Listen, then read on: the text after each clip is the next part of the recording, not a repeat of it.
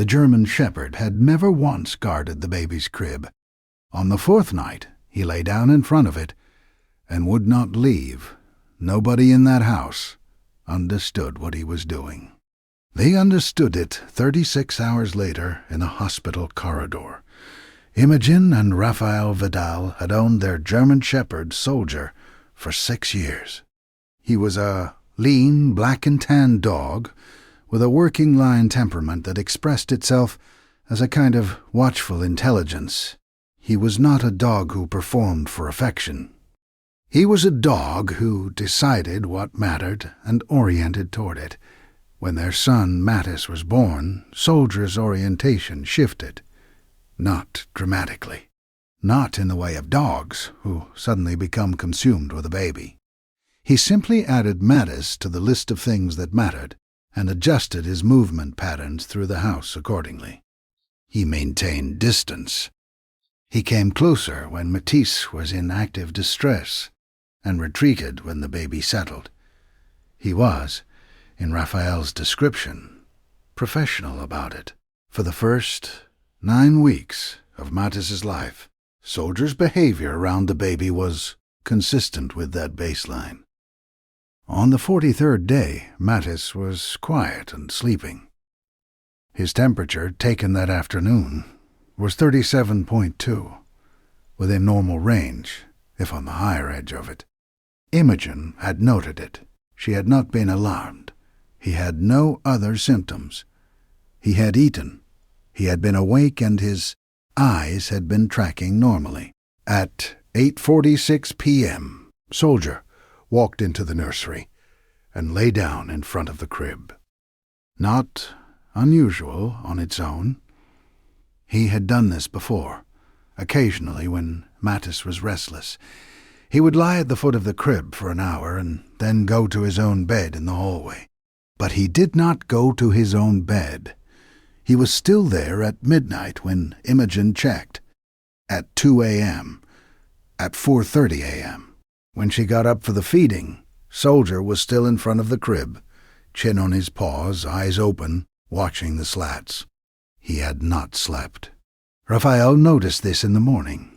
He told Imogen. She said, "He was there all night. He's still there." They looked at Mattis. He was sleeping. He was quiet. His color seemed normal. They went about the morning. By midday, Soldier was still in front of the crib. Imogen took Mattis's temperature, 37.8. She took it again in 40 minutes, 38.1. The rise was not dramatic. In an older child, it would not have been alarming. In a 6-week-old infant, Mattis had just passed 6 weeks the day before. It was different. Imogen knew this. She had read it. She had been told it by their pediatrician during the newborn consultation. Any fever in an infant under 12 weeks requires immediate evaluation. She called the after-hours line. The covering physician was a pediatric resident named Dr. Catalina Reyes. Imogen described the temperature timeline. Dr. Reyes asked about other symptoms. Matisse had none.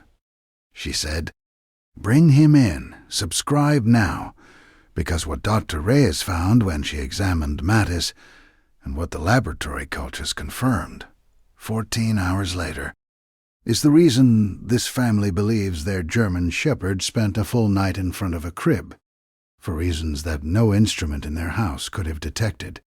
The blood culture came back positive. Matisse had early-stage bacterial sepsis. The source was identified as a Group B streptococcal infection, the kind that can enter a newborn's system through routes so subtle they leave no visible evidence, and produce initial symptoms so minor that the window for detection is measured in hours, not days. Dr. Reyes, who had been in pediatrics for 3 years, told Imogen in a consultation room while Matisse was being treated, "Your son was in the window. We caught this in the window." She paused. The fever was 38.1 when you came in. In an infant this age, the fever is usually the last thing to appear, not the first. Which means the infection had been building before the temperature signal registered. Probably for several hours before you took the reading. She looked at the notes. You said the dog didn't leave the crib from approximately 9 p.m. last night. Yes, Raphael said. She wrote something down.